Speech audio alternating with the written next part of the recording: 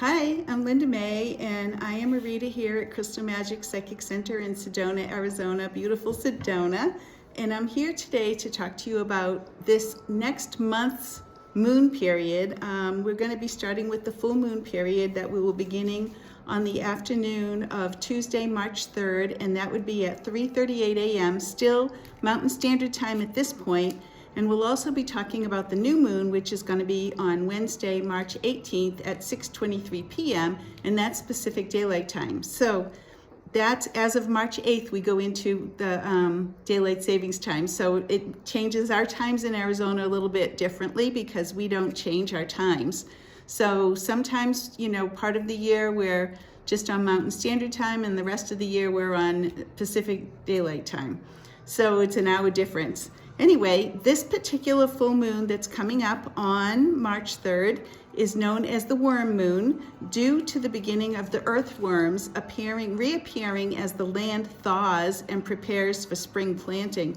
It's kind of funny, as I do this, there's a big snowstorm in New England, so it's not exactly thawing yet, but here in Sedona, it definitely is, the land is definitely thawing.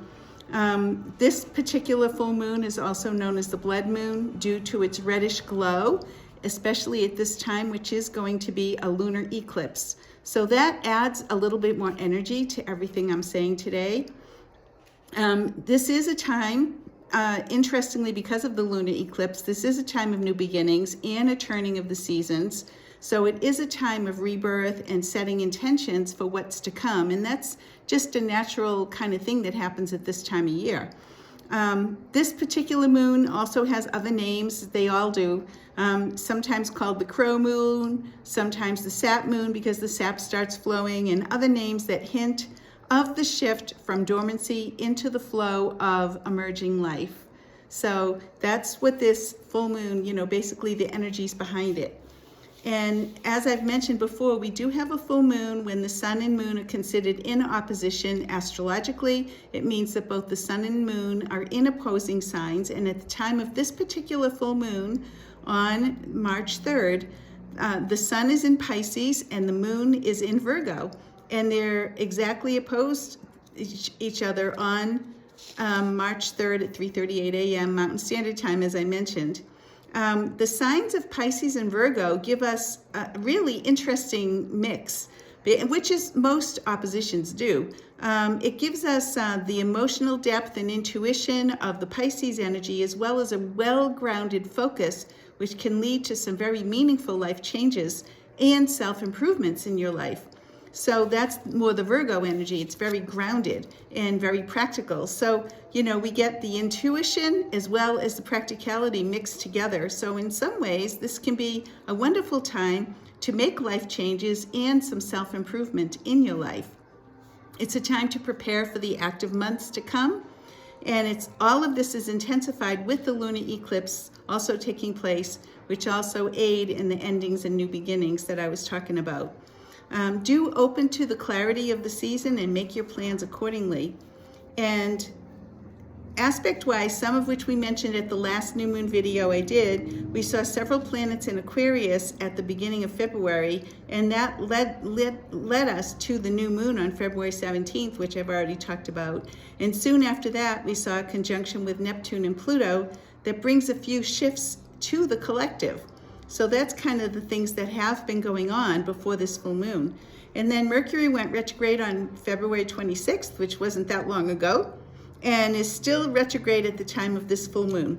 So all of this aids us in slowing down and releasing that which doesn't serve, and leading us to this full moon and that which I've already mentioned about fresh starts and new plans. So as the time I'm recording this video, it actually isn't February 26th yet, but it will be in a couple of days. But I usually post this right before, about a week before the full moon, or it'll be a week before the full moon going forward. And then, and then I repost it again the day before. So that's what we have going on there. So on the day of the full moon on March 3rd, we also see a sextile between the moon and Jupiter. And that's bringing an expansiveness to this time, which is actually really great. However, on the same day, there is an opposition to Mercury, which is still retrograde. So as I had previously mentioned, communications could go awry, so do be aware of that and be mindful. Mercury won't go direct again until after the new moon on March 20th, so it's going to be in retrograde for a while. And the next time I do a moon video, we'll be talking a little bit more about that. Now, as I mentioned earlier, daylight savings time starts on March 8th, so do keep that in mind. And another significant aspect is on Friday, March 13th, when the moon opposes Jupiter, and then is void of course until the next day. Actually, it is a good time to continue to be productive as you develop your projects, but do double check everything until Mercury goes direct again, because sometimes Mercury can send us a little bit awry, and it's, you know, it's how we think, and sometimes we might be too impulsive, you know, all of that. Mercury sometimes affects our communications. It actually has to do with really good communications when it's direct, but when it's indirect, it sometimes can mess things up a little, so do be aware of that, okay? And then on March 18th, that's when the new moon enters the sign of Pisces, and that's at 6:23 p.m. Pacific Daylight Time, as I mentioned, and it's in Pisces, so it is a gentle time, and we're going to see that coming in, where you may be more sensitive, you might have greater emotional awareness, and it's a time of spiritual integration and more intuitive things coming through, these inner knowings that really help us to guide our lives.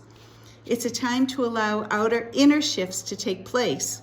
The Piscean energy highlights some of our emotional baggage, so it is a good time to do your inner work and release anything that doesn't serve you anymore. It doesn't serve. I mean, anytime you can find inner things that are bothering you or troubling you, it's really a good idea to look at them and own them and release them.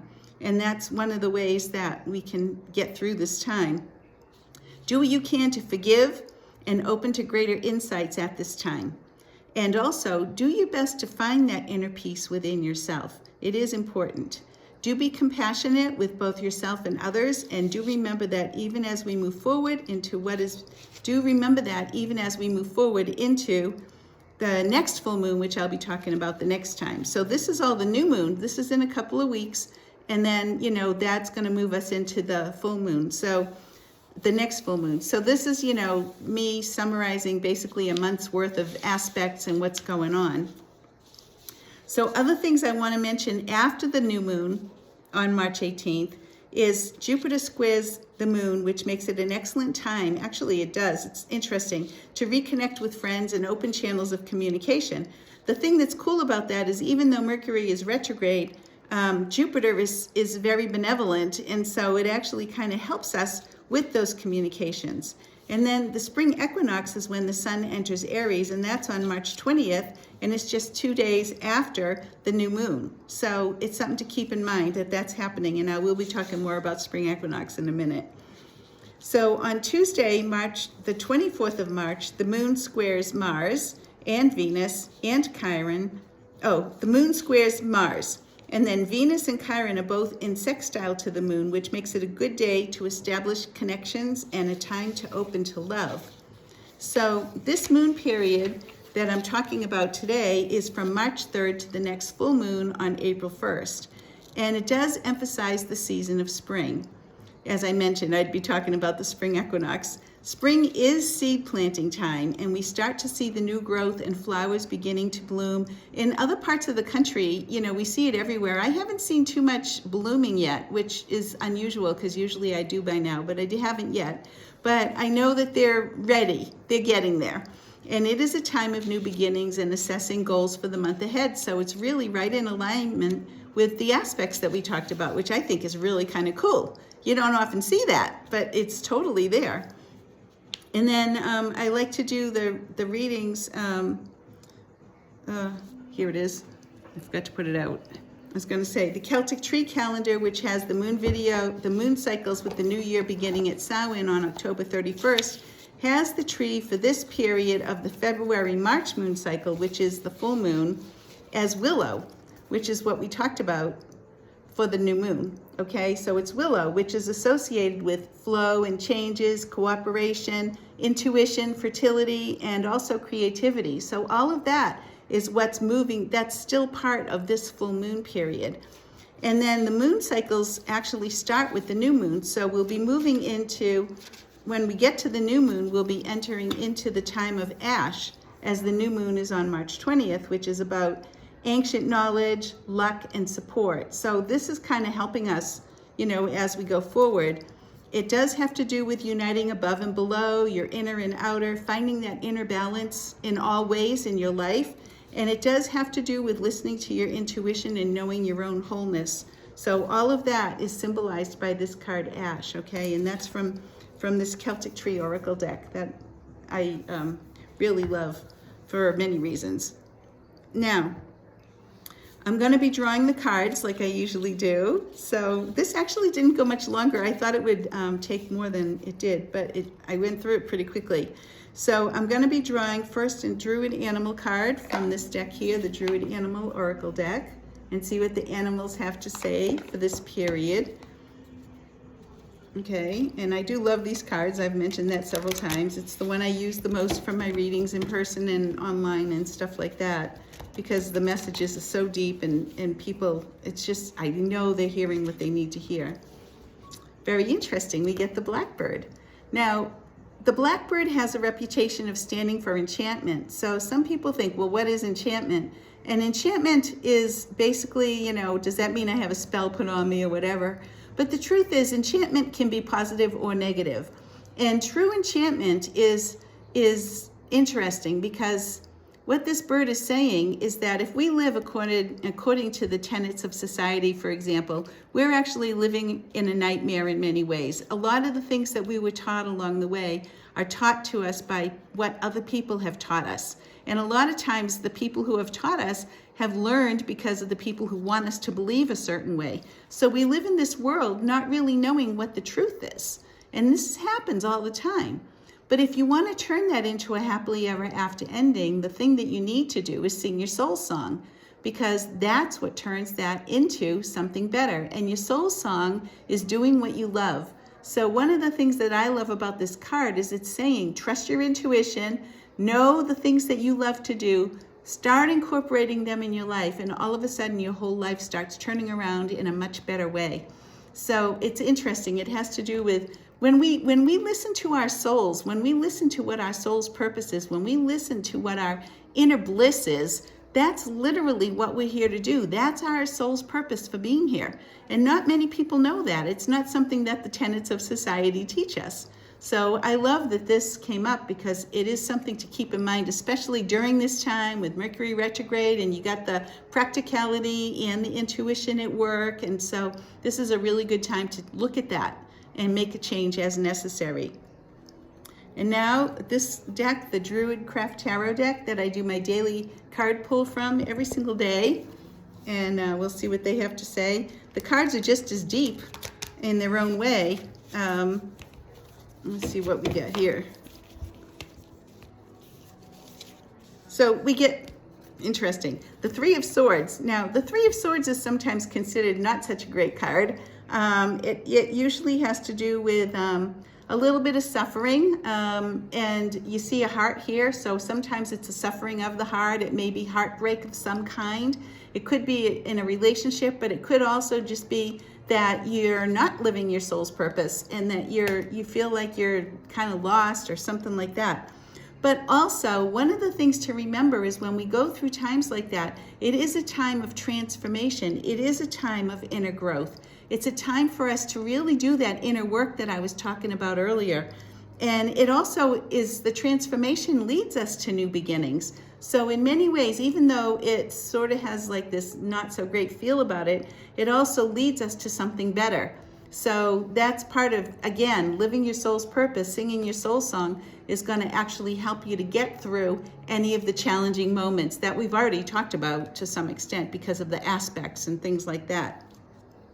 So now the trees, we have the Whispering Wood deck here, okay?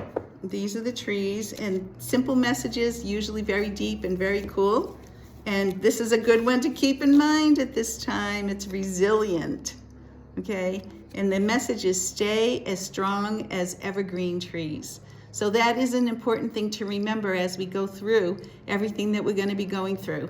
You know, there's positives and negatives in this both the new moon and the full moon with what's going on with Mercury and a lot of the aspects, but we can maintain our resiliency by remembering that we are strong, that we are as strong as evergreen trees, and we can keep that in our souls, okay? Now, the Sedona Code deck, this is a Sedona Spirit Wind deck. This one is all of the beautiful sacred sites in Sedona. Each of them has a message. I'm finding that these cards can go very, very deep, much deeper than I ever expected when I got it. I got it because I love Sedona. But we got Sycamore Canyon. And this is so awesome, especially with some of the things we were just talking about. Sycamore Canyon stands for, I am the tree of life connecting heaven and earth. I am the tree of life connecting heaven and earth. There it is. And the coolest thing about this is it's sort of in alignment with what I was saying about the practicality and the intuition, as above, so below, all of that, some of the balancing I was talking about earlier. This is a perfect card. That's what I'm saying. It's just amazing how that comes up. And then this Light Bearers deck, which is a group of angels coming to Earth to help awaken humanity. Light Bearers, angel guidance cards. And we'll see what angel comes up.